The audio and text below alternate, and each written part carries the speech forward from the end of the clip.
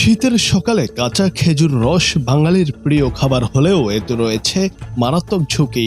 বিশেষজ্ঞদের মতে খোলা হাঁড়িতে সংগ্রহ করা খেজুর রসে বাদুড়ের লালা বা মূত্রের মাধ্যমে নিপা ভাইরাস ছড়িয়ে পড়তে পারে। কারণ বাদুড় খেজুর রস খেতে এসে হাঁড়িতে মুখ দেয় আর সেখান থেকেই রসটি দূষিত হয়।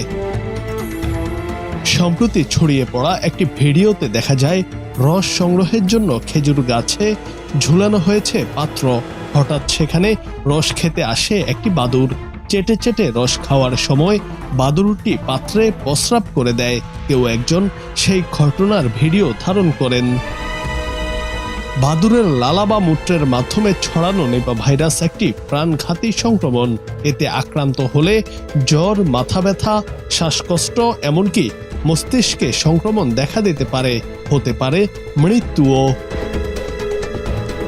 বিশেষজ্ঞদের পরামর্শ, বাদুড়ের সংস্পর্শ এড়াতে গাছের রস সংগ্রহের জায়গায় প্রতিরক্ষামূলক আবরণ দেওয়া, খোলা বা কাঁচা খেজুর রস না পান করা এবং ভালোভাবে জাল দেওয়া গুড় বা রস খাওয়া। জুনায়েদ আহমেদ, বাংলা টিভি।